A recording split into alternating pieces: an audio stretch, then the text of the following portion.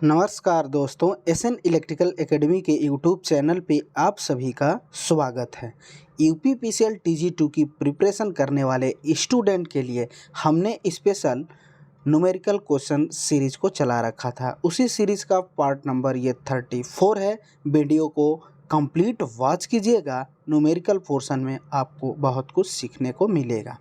तो चलिए प्यारे साथियों, आप सबके स्क्रीन पर फर्स्ट नंबर क्वेश्चन आप सभी देख पा रहे होंगे कि फर्स्ट नंबर क्वेश्चन में कहा जा रहा है कि एक 0.5 एम्पियर, यहाँ एम्पियर होना चाहिए, एम्पियर की डीसी धारा द्वारा 3 मिनट 20 सेकंड में कैथोड पर 111.83 मिलीग्राम ना होकर ये ग्राम है, ग्राम सिल्वर जमा हो जाता है।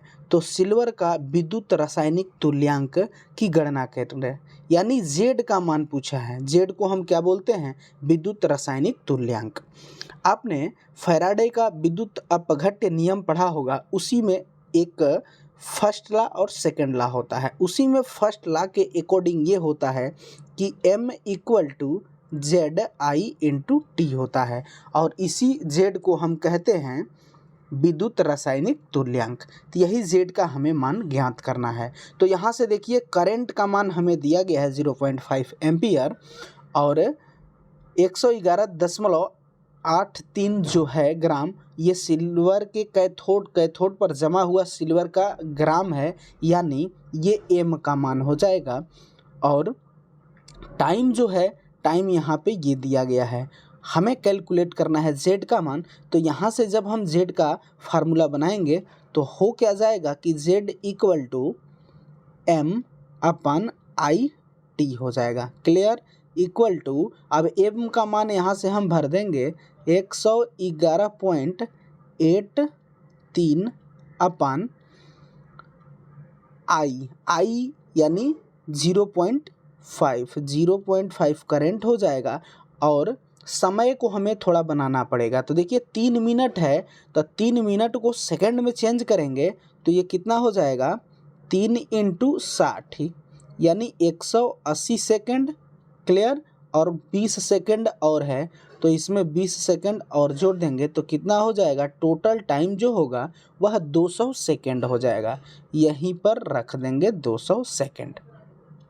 अब देखिए, ये पॉइंट हटाएंगे तो ये पॉइंट एक अंक खिसक जाएगा, यहाँ लग जाएगा। फिर इसको जब हम हटाएंगे तो नीचे में अपोजिट साइड में 1 0 बढ़ा देंगे, यानी 10 लिख देंगे।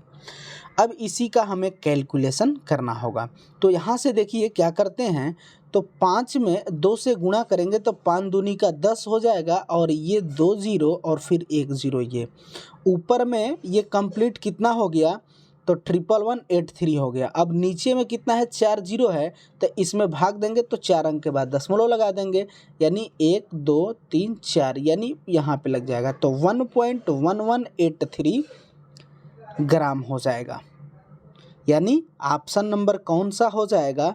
तो ऑप्शन नंबर सी में देखिए दिया हुआ है 1.1183। ऑप्शन नंबर सी बिल्कुल करेक्ट आंसर हो जाएगा।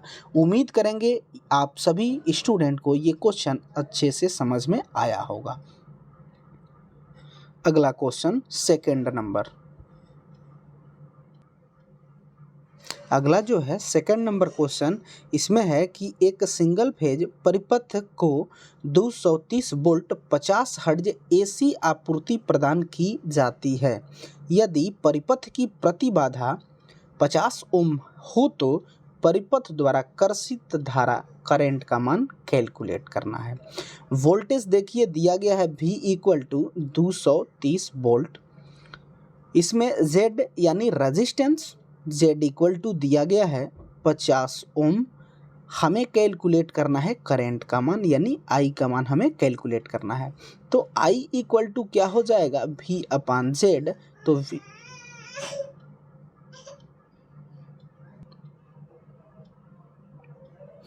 अब यहाँ से हम क्या करेंगे कि I का मान कैलकुलेट करेंगे। तो वोल्टेज का मान हम पुट करेंगे 230 वोल्ट, Z का मान देखिए 50 दिया गया है। क्लियर? अब क्या करते हैं, कैलकुलेशन को इसको इजी बनाने के लिए ऊपर भी अंश में भी 2 से गुणा कर दीजिए और हर में भी 2 से गुणा कर दीजिए। तो 2 से जब आप गुणा करेंगे तो 23 दूनी का क्या हो जाएगा 46 और एक 0 आ जाएगा, अपान नीचे में 50 दूनी का 100 हो जाएगा। ये 0 से ये 0 मारा जाएगा।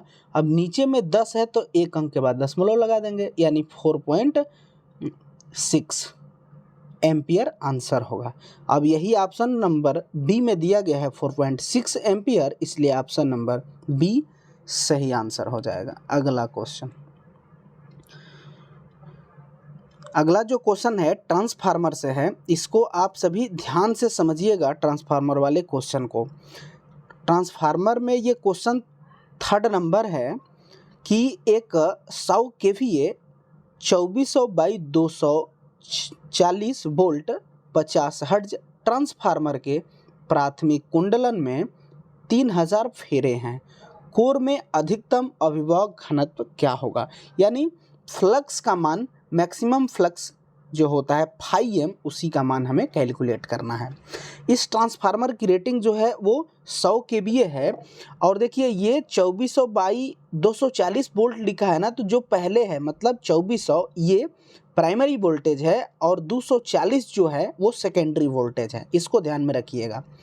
और यहाँ पे टर्न, प्राइमरी में जो टर्न है यानी N1 है, इसे 3000 फेरा दिया है, 3000 टर्न दिया है। अब यहाँ पे हम ट्रांसफार्मर का इक्वेशन लिखते हैं तो E1 प्राइमरी के अकॉर्डिंग हम इसको हल करेंगे। क्यों? क्योंकि प्राइमरी कुंडलन यानी प्राइमरी सेकेंडरी में जो टर्न है उसी का मान दिया है, तो यहाँ पे हम इंड्यूस्ड ईएमएफ जो लेंगे वो प्राइमरी वाइंडिंग का ही लेंगे। तो E1 इक्वल टू हो जाएगा 4.44 into 5 max F into N1। यहीं पे ध्यान देने वाली बात होती है कि यहाँ पे अगर आपने E1 लिया है तो फिर यहाँ N1 होगा, अगर यहाँ पे E2 ले लेंगे आप तो यहाँ पे N2 लेना होगा। अब यही 5m का मान यानी मैक्सिमम फ्लक्स हमें कैलकुलेट करना है, तो थोड़ा सा इसको और मल्टीप्लाई करके हम इसका फार्मूले को सेट कर देते हैं। तो 5m इक्वल टू हमें क्या अब आ जाएगा, तो इन सब से भाग चला जाएगा, यानी E1 अपान 4.44 इंटू 5 इंटू N1 हो जाएगा। अब यहाँ पे देखिए E1 का मान दिया गया है कहाँ पे, तो प्राइमरी का कितना है 2400, तो यहाँ पे हम भर देंगे 2400 अपान 4.44 इंटू फ्रेक्वेंसी, देखिए यहाँ 50 हर्ट्ज दिया है तो 50 इंटू N1 यानी प्राइमरी में टर्न की संख्या, यानी यहाँ पे दिया है ये हो जाएगा 3000। क्लियर? अब देखिए ये 2 अंक के बाद इसमें दशमलव है तो इसको हटाएंगे तो ऊपर में 2 0 बढ़ा देंगे। अब देखिए अब 0 से 0 कैंसिल आउट कराएंगे तो देखिए 50 दूनी का ये 100 हो जाएगा और 2 0 से यहाँ से 2 0 मारा जाएगा और 2 से इसको हम कटाएंगे 444 को तो ये 222 हो जाएगा। क्लियर? अब क्या बचा कि अब यहाँ पे 30 है अभी, तो 30 को 3 से अगर हम कटाते हैं इसको तो 3 8 24 हो जाएगा। क्लियर? यहाँ पे 10 बचा है, अब 10 बचा है और यहाँ 222 है, ऊपर में क्या है तो 8 है, 8 अपन 222 और एक यहाँ का 10, ये हो जाएगा। जब इसमें आप भाग देंगे तो जो आपका भागफल आएगा वह 0.0036 के आसपास आएगा, यानी ये 0 एक ही 0 रहेगा, 0.036 आएगा। अब हमने क्या निकाला, फ्लक्स निकाला, तो इसका मात्रक क्या हो जाएगा, वेबर हो जाएगा। आंसर कितना आया 0.036 वेबर। अब ये जो आंसर दिया गया है ये ऑप्शन थोड़ा सा आप सभी करेक्ट कर लीजिएगा। यहाँ पे अगर ऑप्शन हम सी को लेते हैं तो यहाँ पे एक 0 कर दीजिएगा और इस कंडीशन में option number C correct answer हो जाएगा। नेक्स्ट क्वेश्चन, अगला जो क्वेश्चन है 4 नंबर क्वेश्चन में कि एक 100 ओम प्रतिरोध 5 वोल्ट बैटरी से जुड़ा हुआ है, प्रतिरोध से प्रवाहित धारा कैलकुलेट कीजिए। एक रेजिस्टेंस है जिसका मान 100 ओम है और उसमें एक बैटरी लगी है, उस बैटरी का वोल्टेज 5 वोल्ट है, तो हमें कैलकुलेट करना है रेजिस्टेंस। यहाँ पे रेजिस्टेंस से प्रवाहित करंट का मान ज्ञात करना है। तो यहाँ पे देखिए रेजिस्टेंस जो दिया है वो 100 ओम दिया गया है, वोल्टेज जो दिया गया है वो 5 वोल्ट दिया गया है। हमें कैलकुलेट करनी है करंट, I = V/R हो जाएगा। वोल्टेज कितना है तो 5 है और रेजिस्टेंस कितना है 100 है। अब इसमें हम भाग देंगे तो नीचे में 2 जीरो है, तो इसको हल करेंगे तो 2 अंक के बाद दशमलव लगा देंगे यानी 0.05 हो जाएगा। हमने क्या निकाला, करंट निकाला, इसलिए इसका मात्रक एम्पियर हो जाएगा। Option number C 0.5 ampere correct answer हो जाएगा, ऑप्शन नंबर सी। अगला जो क्वेश्चन है 5 नंबर, 250 वोल्ट 50 हर्ट्ज AC आपूर्ति से जोड़े जाने पर 4 एम्पियर विद्युत धारा कर्षित करने वाली विद्युत इस्त्री द्वारा खपत की गई विद्युत शक्ति की गणना करें। यहाँ पे पावर कैलकुलेट करना है, पावर क्वेश्चन मार्क। यहाँ पे दिया क्या है तो वोल्टेज का मान दिया गया है 250 वोल्ट और करंट का जो मान दिया गया है वो 4 एम्पियर दिया गया है। हमें पावर कैलकुलेट करना है तो आप सब ने फार्मूला पढ़ा होगा, P = I²R। तो हमें करंट तो पता है लेकिन रेजिस्टेंस पता नहीं है, तो रेजिस्टेंस कैलकुलेट करने के लिए हम कर सकते हैं R = V/I। अब वोल्टेज जो है वो 250 है और करंट जो है वो 4 है, तो यहाँ पे हम मान लेते हैं कि रेजिस्टेंस का जो मान आया वो 250/4 आया। अब यहीं पे ये मान पुट कर देंगे तो देखिए करंट का मान कितना दिया गया है 4 एम्पियर, तो यहाँ पे 4 का स्क्वायर कितना हो जाएगा 16 इंटू रेजिस्टेंस, तो रेजिस्टेंस यहाँ पे क्या हो जाएगा 250/4। 4 से इसमें गुणा करेंगे, चौका 16 हो जाएगा, अब 25 चौका 100 हो जाएगा और ये एक जीरो, कितना हुआ 1000। हमने क्या निकाला पावर, तो इसका मात्रक वाट हो जाएगा, यानी 1000 वाट आंसर होगा। ऑप्शन नंबर ए बिल्कुल करेक्ट आंसर हो जाएगा। अगला जो क्वेश्चन है 6 नंबर, इसको आप सभी ध्यान से पढ़िएगा क्योंकि स्टेटमेंट में ही इसका आंसर है। कह रहा है कि 10 kVA 2200/220 50 हर्ट्ज रेटिंग वाले एक ट्रांसफार्मर के परीक्षण के लिए निम्नलिखित परिणाम मिले हैं। टेस्टिंग किया गया है ट्रांसफार्मर का। अब इसमें टेस्टिंग जो किया गया है वो 2 टेस्टिंग की गई है। लघु परिपथ परीक्षण यानी शॉर्ट सर्किट टेस्ट किया गया, तो उसमें जो शॉर्ट सर्किट टेस्ट, अब शॉर्ट सर्किट टेस्ट से हमें पता क्या चलता है, कॉपर लॉस पता चलता है, तो कॉपर लॉस कितना मिला 340 वाट मिला। इसके बाद खुला परिपथ टेस्ट यानी खुला परिपथ टेस्ट, ओपन सर्किट टेस्ट से हमें क्या मिलता है तो लौह हानियाँ मिलती हैं, तो लौह हानियाँ कितना है 168 वाट है। अब इसमें कहा है कि ट्रांसफार्मर में लौह हानि का निर्धारण कीजिए, तो आप स्टेटमेंट के अनुसार पता कीजिए कि लौह हानि किस टेस्ट से ज्ञात होती है, तो ओपन सर्किट टेस्ट से हम लौह हानि का कैलकुलेशन करते हैं। तो ओपन सर्किट टेस्ट का मान कितना दिया 168 वाट दिया, इसलिए लौह हानि का जो मान हो जाएगा 168 वाट हो जाएगा। ऑप्शन नंबर डी बिल्कुल करेक्ट आंसर हो जाएगा। ध्यान दीजिएगा कि शॉर्ट सर्किट टेस्ट जो किया जाता है इसे कॉपर लॉस की गणना की जाती है और इसे वेरिएबल लॉस भी कहा जाता है। शॉर्ट सर्किट टेस्ट में होता क्या है कि इसमें स्टेप डाउन ट्रांसफार्मर को लिया जाता है और लो वोल्टेज वाइंडिंग को शॉर्ट कर दिया जाता है और हाई वोल्टेज वाइंडिंग पे मेजरिंग इंस्ट्रूमेंट लगा दिए जाते हैं। इसके बाद ओपन सर्किट टेस्ट के द्वारा हम लौह हानियों को कैलकुलेट करते हैं और इससे उपयोग जो ट्रांसफार्मर करेंगे वो स्टेप अप ट्रांसफार्मर उपयोग किया जाएगा। इसे सदैव कांस्टेंट लॉस के अंतर्गत रखा जाता है और इसमें क्या होता है कि स्टेप डाउन ट्रांसफार्मर लेंगे तो इसमें हाई वोल्टेज वाइंडिंग को ओपन करेंगे और लो वोल्टेज वाइंडिंग पर मेजरिंग इंस्ट्रूमेंट को लगाएंगे। तो इसको आप सब जरूर याद रखेंगे। अगला जो क्वेश्चन है बेहतरीन क्वेश्चन है 7 नंबर की निकट अतिक्रमण धारा सुरक्षा यानी क्लोज एक्सेस करंट प्रोटेक्शन द्वारा सुरक्षित परिपथ में प्रयुक्त 1.5 mm² कॉपर केबल की धारावहन क्षमता क्या होगी यदि केबल की सामान्य करंट 16 एम्पियर है। देखिए केबल में करंट प्रोटेक्शन से दो टाइप के क्वेश्चन बनते हैं प्रोटेक्शन से। अब इसमें दो टाइप के ही प्रश्न बनते हैं, दोनों टाइप को हम यहाँ पे एक्सप्लेन कर देते हैं, आप इसको समझ लीजिए। एक तो होता है कोर्स एक्सेस होता है और एक जो होता है close access. Clear? Course access जो होता है इसका जो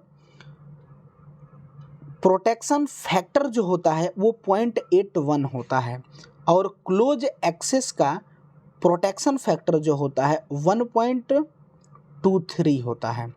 अब ये जो है कोर्स एक्सेस में क्या करेंगे कि जो सामान्य करंट होगी उसी में इस फैक्टर का इनटू कर देंगे तो हमें आंसर मिल जाएगा।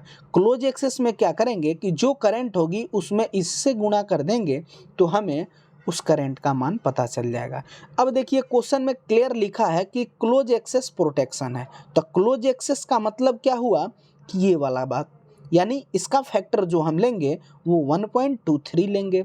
अब इसमें देखिए कि सामान्य करंट कितनी है 16 एम्पियर है, तब इसी को 16 से हम इंटू कर देंगे यानी 1.23 इंटू 16 कर देंगे। जब आप इसमें गुणा करेंगे ना तो 19.68 के आसपास आएगा, 19.68 के आसपास आएगा। अब ऑप्शन में जाइए इसके आसपास कौन सा आंसर है, तो ऑप्शन नंबर डी में देखिए दिया गया है 20 एम्पियर, इसलिए ऑप्शन नंबर डी 20 एम्पियर बिल्कुल करेक्ट आंसर हो जाएगा। इस पर प्रोटेक्शन में केबल में दो ही प्रश्न बनते हैं, इन दोनों को आप जरूर याद रखेंगे। अगला जो क्वेश्चन है 8 नंबर, इसमें है कि एक 3 फेज संतुलित डेल्टा कनेक्शन में 240 वोल्ट की लाइन वोल्टेज है तो इसकी फेज करंट कैलकुलेट कीजिए। देखिए कनेक्शन में डेल्टा कनेक्शन और स्टार कनेक्शन के क्वेश्चन बनते हैं, इन दोनों का हम एक्सप्लेन कर देते हैं। स्टार कनेक्शन की बात किया जाए तो वोल्टेज, लाइन वोल्टेज और फेज वोल्टेज, लाइन करंट और फेज करंट में रिलेशंस क्या होते हैं। स्टार कनेक्शन में होता है कि line voltage equal to √3 phase voltage होता है। करंट जो होती है लाइन करंट बराबर फेज करंट होती है और पावर जो होता है वो लाइन के पद में √3 VL/IL cos phi हो जाता है। अगर फेज की बात करें तो 3 VPH/IPH cos phi हो जाता है, ये स्टार का हुआ। इसी तरीके से डेल्टा की बात करें तो डेल्टा में जो होता है वो लाइन वोल्टेज बराबर फेज वोल्टेज होता है। लाइन करंट जो होती है √3 फेज करंट हो जाती है।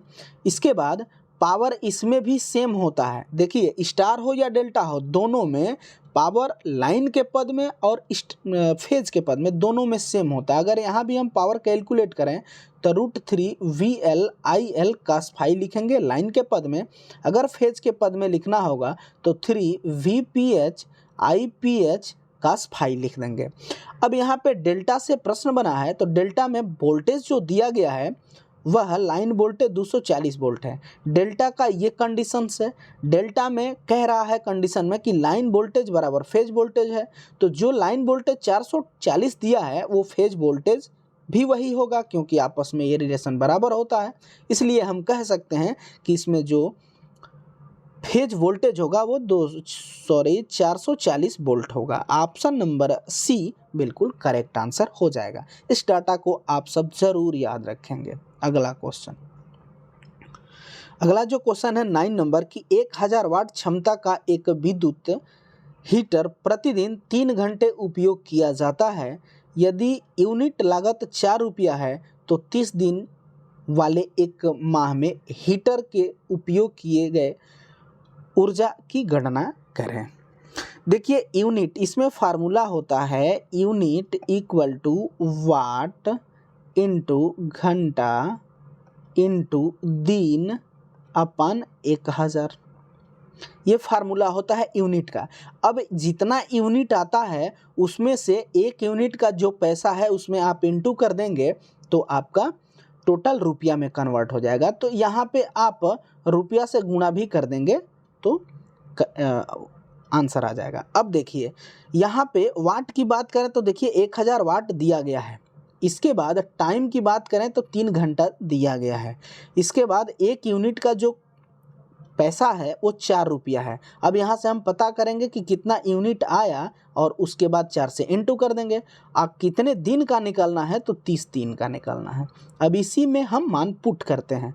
वाट कितना है 1000 इंटू घंटा कितने दिन चलता है 3 घंटे चलता है इंटू कितने दिन का निकालना है 30 दिन का निकालना है अपन 1000। अब क्या करेंगे कि ये 1000 से 1000 मारा जाएगा। 30 में 9 से 3 का 9 90 हो जाएगा। ये 90 यूनिट हुआ। अब 1 यूनिट का जो लागत है वो कितना है 4 रुपया है तो इसमें 4 से गुणा कर दीजिए, टोटल रुपया में कन्वर्ट हो जाएगा। 9 चौका 36, 360 रुपया टोटल पैसा होगा। ऑप्शन नंबर सी बिल्कुल करेक्ट आंसर हो जाएगा। उम्मीद करेंगे आप सभी प्यारे साथियों को ये क्वेश्चन अच्छे से समझ में आ रहे होंगे। अगला क्वेश्चन 10 नंबर, 50 हर्ट्ज ज्या वक्रीय का शिखर मान 230 वोल्ट है। ज्या तरंग का शिखर टू शिखर मान बताइए, यानी पीक टू पीक वैल्यू पूछा गया है। यहाँ पे देखिए वोल्टेज का मैक्सिमम मान जो दिया गया है वो 230 वोल्ट दिया गया है। अब पूछा है पीक मतलब maximum V max to V max, यानी इसको पीक टू पीक वैल्यू कहते हैं। तो ये क्या होता है 2 वी मैक्स हो जाता है। अब यहाँ पे 2, अब वी मैक्स का मान कितना है 230, तो 230 कर देंगे। 230 यानी 23 दूनी 46 हो जाएगा और एक 0 बढ़ जाएगा तो कितना हो जाएगा 460 वोल्ट हो जाएगा। ऑप्शन नंबर ए में दिया गया है 460 वोल्ट, इसलिए ऑप्शन नंबर ए बिल्कुल करेक्ट आंसर हो जाएगा। उम्मीद करेंगे कि आपको ये सभी क्वेश्चन अच्छे से समझ में आए होंगे। फिर भी यदि आप किसी स्टूडेंट को किसी क्वेश्चन पे डाउट होता है तो हमें कमेंट बॉक्स में कमेंट कर सकते हैं, हम ज़रूर उसका रिप्लाई वहाँ कर देंगे। तो इस वीडियो में बस इतना ही क्वेश्चन को रखते हैं।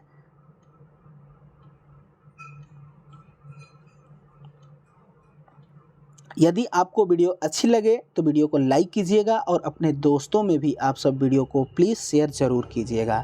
चैनल पे जो भी स्टूडेंट पहली बार होंगे प्लीज़ चैनल को सब्सक्राइब कर देंगे, साथ ही साथ बेल आइकन को भी प्रेस कर लेंगे ताकि जब भी चैनल पे वीडियो आए उसका नोटिफिकेशन आपको सबसे पहले मिल सके।